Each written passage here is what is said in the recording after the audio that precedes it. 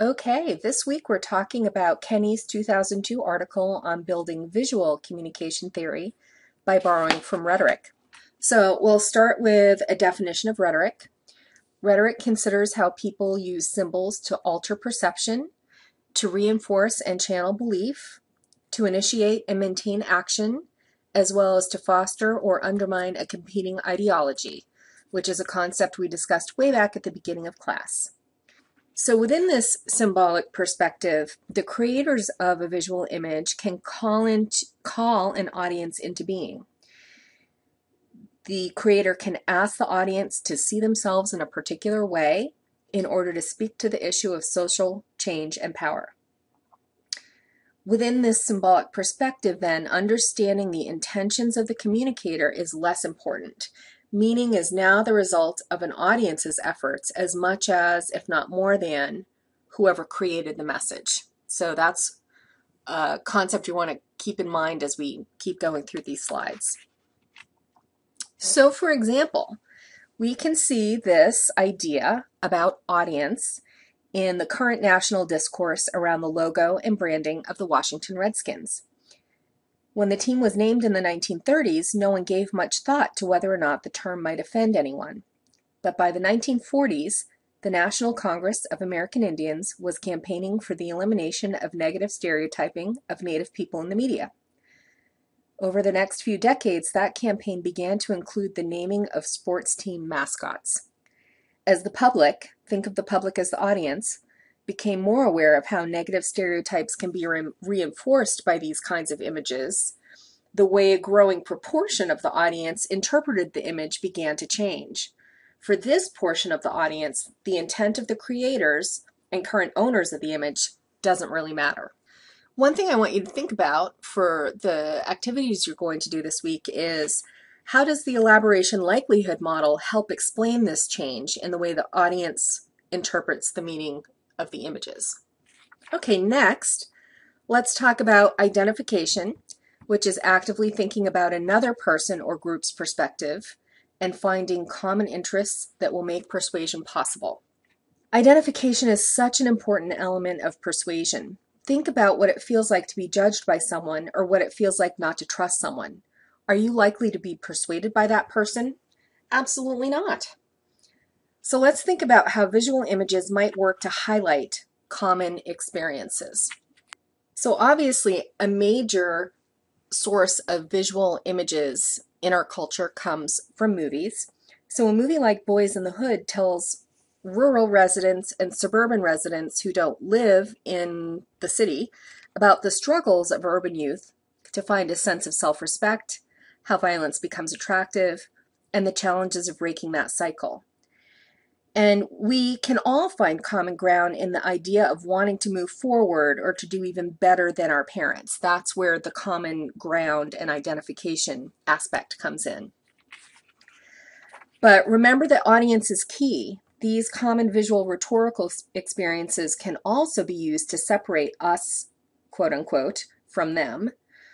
So for example, that rural suburban audience, if they choose to focus on these sorts of images, they probably won't find that common ground. So it's not a direct effect. Next, let's talk a little bit about how visual images can help establish stories and myths. Myths, of course, are master stories describing exceptional people doing exceptional things. They often serve as moral guides to proper action. So myths tell us why we're here, where we came from, and what our ancestors were like. We hear these myths from lots of places, like the stories our parents tell us, textbooks, and movies. The important thing to remember is that myth doesn't serve as a literal truth. The myth is important to us because it serves some larger purpose.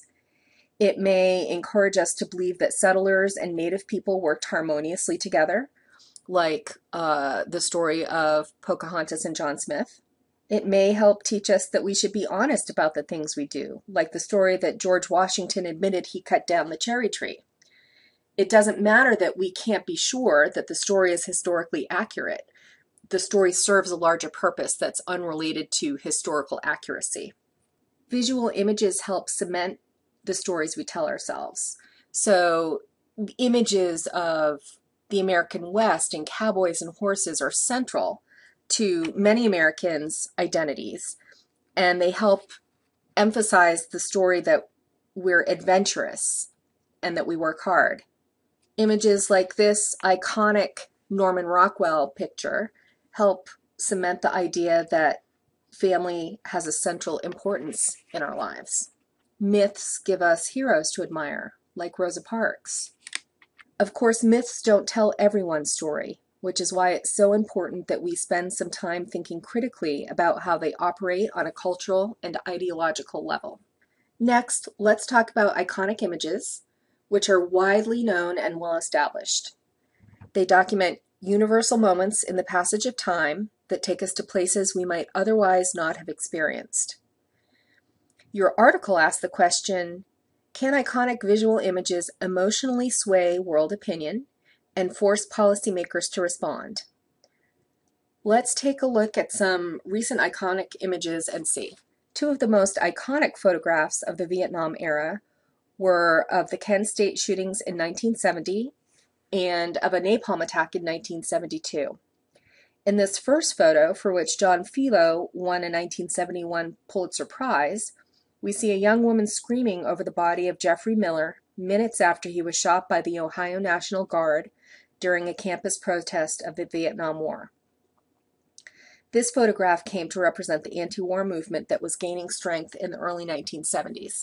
This photograph captures the aftermath of a 1972 napalm attack on a Vietnamese village. The village was attacked by South Vietnam because it had been occupied by North Vietnamese forces. The fleeing civilians were mistaken for the enemy. Although she was hospitalized for over a year, this little girl survived the attack, and for many of us, this single image came to represent the horror of the Vietnam War. This compelling and disturbing photograph is called The Vulture and the Baby. It was taken in 1993 by Kevin Carter, who was in the Sudan to document the Civil War. But Sudan was also on the brink of famine, and he took this photo right outside a feeding station. He took the photograph and then shooed the vulture away, and the photograph ended up being published widely throughout the world. Unfortunately, no one would suggest that this photo made a difference in policy. Nothing improved because it was taken and published. So my question to you is, does a photograph like this serve a purpose if no specific concrete good comes from it? Your article references David Perlmutter and what he called a theory of visual determinism in his book, Photojournalism and Foreign Policy. One of the things he argued was that iconic pictures do not have clear meanings. He argues that we, the audience, project meanings onto pictures rather than inspect the pictures for meanings. In 2002, photographer Todd Heisler spent a year profiling the funerals of Marines who died in the Iraq War. These two photos are of Catherine Cathy, whose husband James died in Iraq. Now, some people might look at these photos and see a story of dedication, patriotism, and sacrifice, while others might look at the same photos and see an indictment of our country's foreign policy. And this illustrates this concept that Perlmutter was talking about. Finally, here's an iconic photograph of Tommie Smith and John Carlos, who won first and third in the 200-meter race at the 1968 Olympics. When they raised their arms on the podium while the American national anthem played, they were unprepared for the firestorm of criticism they would face. They were booed by the crowds as they left the podium. Time magazine ended up showing the photo with a caption that read, "Angrier, nastier, uglier," rather than the Olympic slogan of faster, higher, stronger. In his autobiography, Tommie Smith said that the gesture was not a Black Power salute, but a human rights salute. He also said they were supporting those individuals who were lynched or killed that no one had said a prayer for.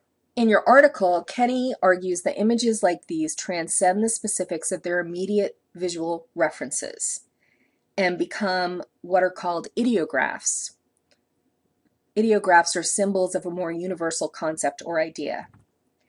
Now that we've spent 6 weeks thinking about it, where do you come down on this? Are visual images on their own strong enough to count as persuasion? That's what you'll be working on this week.